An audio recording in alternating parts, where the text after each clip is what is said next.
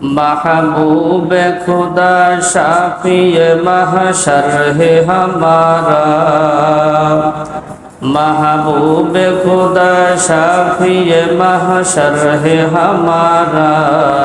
फिरदौस जिसे कहते हैं वो घर है हमारा, फिरदौस जिसे कहते हैं वो घर है हमारा। मदफन में भी पेश नजर आपका जलवा, मदफन में भी पेश नजर आपका जलवा। हम सोते हैं बेदार मुकद्दर है हमारा, हम सोते हैं बेदार मुकद्दर है हमारा। दिल में है मेरे इश्क रसूल अरबी का, दिल में है मेरे इश्क रसूल अरबी का। परवाना हो में शम्अ रुखे पाक नबी का, परवाना हो में शम्अ रुखे पाक नबी का। ओ फक्र जहाँ फक्र जमा फक्र उमम्बूद,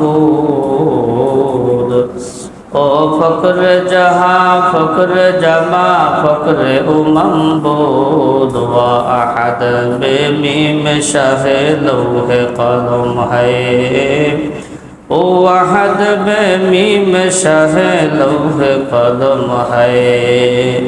रुतबे में फजू सबसे है अल्लाह से कम है, रुतबे में फजू सबसे है अल्लाह से कम है।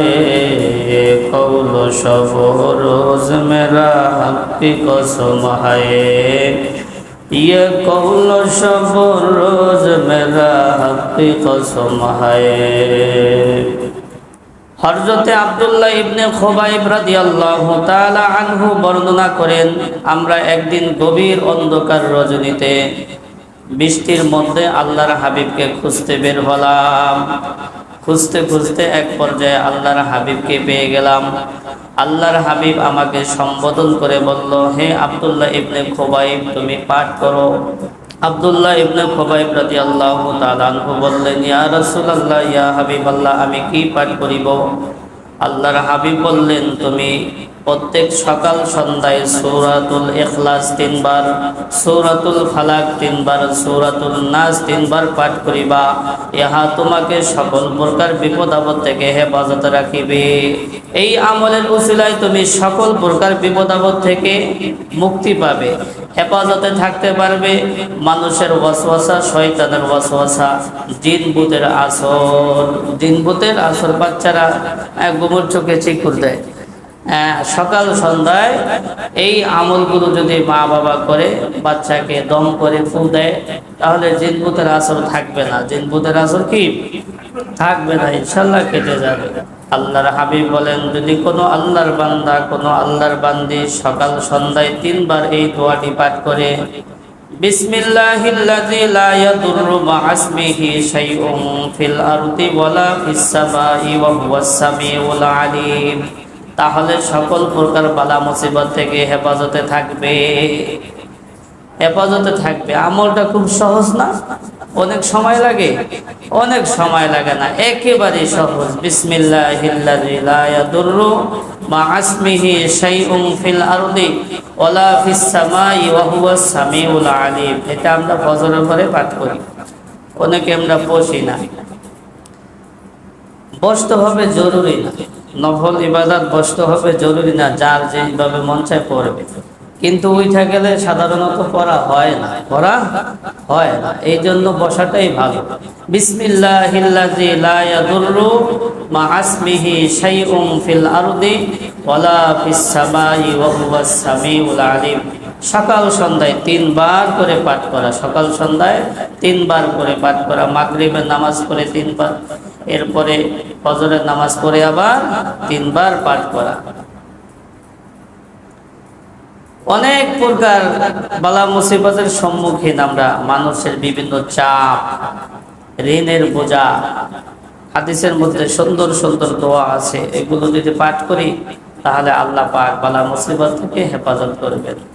হযরত আবু সাঈদ খুদরি রাদিয়াল্লাহু তাআলা আনহু বর্ণনা করেন, আল্লাহর হাবিবের কাছে এক সাহাবী এসে আরজ করতেছে, ইয়া রাসূলুল্লাহ, ইয়া হাবিবাল্লাহ, মানুষের চাপ, ঋণের বোঝা আমাকে আঁকড়ে ধরেছে। আল্লাহর হাবিব বললেন, আমি কি তোমাকে এমন একটি দোয়া শিখিয়ে দেব না, যে দোয়াটা তুমি সকাল সন্ধ্যায় পাঠ করলে তোমার সকল ঋণ থেকে তুমি মুক্তি পাবে, মানুষের চাপাচাপি থেকে তুমি মুক্তি পাবে। ওই সাহাবী বললেন, ইয়া রাসূলুল্লাহ, ইয়া হাবিবাল্লাহ, অবশ্যই আপনি শিখিয়ে দিন। আল্লাহর হাবিব তখন বললেন, আল্লাহুম্মা ইন্নী আউযু বিকা মিনাল হাম্মি ওয়াল হুজনি ওয়া আউযু বিকা মিনাল আজজি ওয়াল কাসালি ওয়া আউযু বিকা মিনাল জুবনি ওয়াল বুখলি ওয়া আউযু বিকা মিন গলাবাতিদ দাইনি ওয়া কাহরির রিজাল। এই দোয়াটা তুমি সকাল সন্ধ্যায় পাঠ করবে। ওই সাহাবী এই আমল করতে লাগলো। কিছুদিন পর আল্লাহর হাবিবের কাছে এসে বলতেছি, ইয়া রাসূলুল্লাহ, ইয়া হাবিবাল্লাহ, আপনার শেখানো দোয়া অনুযায়ী আমি সকাল সন্ধ্যায় আমল করি, ইহার বদৌলতে আল্লাহ পাক আমার সকল ঋণ থেকে আমাকে মুক্তি দিয়েছেন। মানুষের যে চাপাচাপি আছিল সেটাও কি মুক্তি হয়ে গেছে। হযরতে মাকিল বিন ইয়াসার রাদিয়াল্লাহু তাআলা আনহু বর্ণনা করেন, আল্লাহর হাবিব মুহাম্মদুর রাসূলুল্লাহ সাল্লাল্লাহু আলাইহি ওয়াসাল্লাম ইরশাদ করেছেন, যদি কোনো আল্লাহর বান্দা, আল্লাহর বান্দি মাগরিবের নামাজ পড়ে, আউযু বিল্লাহিস সামিউল আলিম মিনাশ শাইতানির রাজিম তিনবার পাঠ করে সূরা হাশরের 3 আয়াত পাঠ করে, তাহলে সারা রাত তার জন্য ৭০,০০০ রহমতের ফেরেশতা মাগফিরাতের দোয়া করতে থাকে। শুধু কি তাই, যদি ওই রাত্রে মারা যায় তাহলে সে শহীদি মর্তবা লাভ করবে। অনুরূপভাবে যদি কোনো আল্লাহর বান্দা, আল্লাহর বান্দি আউযু বিল্লাহিস সামিউল আলিম মিনাশ শাইতানির রাজিম পাঠ করে সূরা হাশরের 3 আয়াত ফজরের নামাজের পরে পাঠ করে, তাহলে ওই সন্ধ্যা পর্যন্ত তার জন্য ৭০,০০০ রহমতের ফেরেশতা মাগফিরাতের দোয়া করতে থাকে। আর মারা গেলে শহীদি মর্তবা, মারা গেলে কি শহীদি মর্তবা। তো এই আমলটা অনেক সময় লাগে। আপনি চিন্তা করছেন ৭০,০০০ ফেরেশতা, ১,০০০ না, ২,০০০ না, ৭০,০০০ ফেরেশতা ওই ব্যক্তির জন্য একেবারে সারা দিন মাগফিরাত, ক্ষমা প্রার্থনা করতে থাকে আল্লাহ তাআলার কাছে। আল্লাহর হাবিব বলেন, হযরতে মুসলিম বিন তামিম রাদিয়াল্লাহু তাআলা আনহু বর্ণনা করেন, আল্লাহর হাবিব আমাকে চুপে চুপে কানে কানে বললেন, তুমি যখন মাগরিবের নামাজ পড়বে তখন তুমি কারো সাথে কথা বলার আগে আল্লাহুম্মা আজিরনি মিনান নার ৭ বার পাঠ করবে। অনুরূপভাবে যখন ফজরের নামাজ পড়বে কারোর সাথে কথা বলার আগে আল্লাহুম্মা আজিরনি মিনান নার ৭ বার পাঠ করবে, তাহলে জাহান্নাম থেকে মুক্তি তোমার নাম লিখে দেওয়া হবে। যদি মারা যাও ফজরের নামাজ পড়ে যদি কেউ আল্লাহুম্মা আজিরনি মিনান নার ৭ বার পাঠ করে, এই দিনে মারা গেলে তার নামটা জাহান্নাম থেকে কেটে দেওয়া হয়। জাহান্নাম থেকে কি কেটে দেওয়া হয়। অনুরূপভাবে মাগরিবের নামাজ পড়ে যদি কেউ আল্লাহুম্মা আজিরনি মিনান নার ৭ বার পাঠ করে কারোর সাথে কথা বলার আগে, কারোর সাথে কথা বলার আগে পাঠ করে, তাহলে এই রাত্রে মারা গেলে জাহান্নাম থেকে মুক্তি তাকে দেওয়া হয়।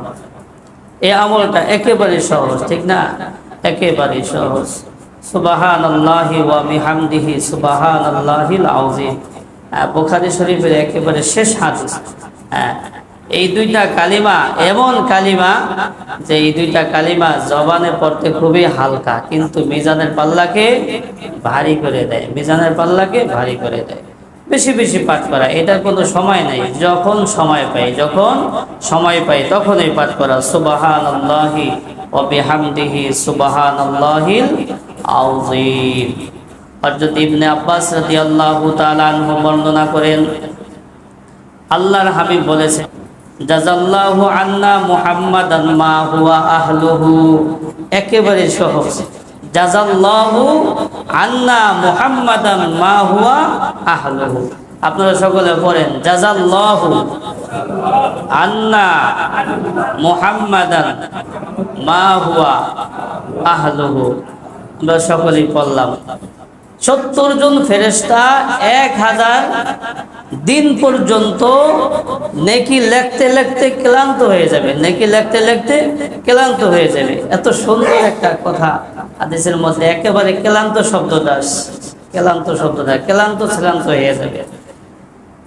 একেবারে সহজ, আমরা মুখস্থ করে নেব।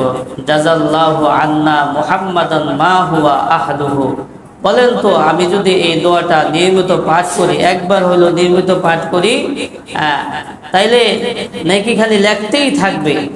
আর যারা নেকি আমার জন্য লিখতেছে, ও আমি যদি জাহান্নামে যাই, ওই নেকি কই যাইবে?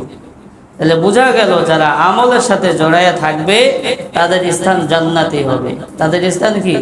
জান্নাতে হবে। কারণ জান্নাতে যদি না যায় তাহলে তার নেকি দিয়ে কি হবে? এত নেকি লেখলো। সুবহানাল্লাহ, হাদিসের মধ্যে আসছে, যদি কোনো আল্লাহর বান্দা একবার সুবহানাল্লাহ বলে, সুবহানাল্লাহ বলার সাথে সাথে জান্নাতের মধ্যে একটা তার জন্য খেজুর গাছ রোপণ করা হয়। বলে এই খেজুর গাছের যে ডালা আছে, ডালা কয় না, ডালা, এই ডালাটা এত বড় হবে যে একটা দ্রুতগামী ঘোড়া যদি 500 বছর পর্যন্ত দৌড়ায় দ্রুত বেগে, তাও এই ডালা অতিক্রম করতে পারবে না। ঠিক আছে? সুবহানাল্লাহ, সুবহানাল্লাহ। আল্লাহ তাআলা পবিত্র, আল্লাহ তাআলার গুণগান বর্ণনা করা।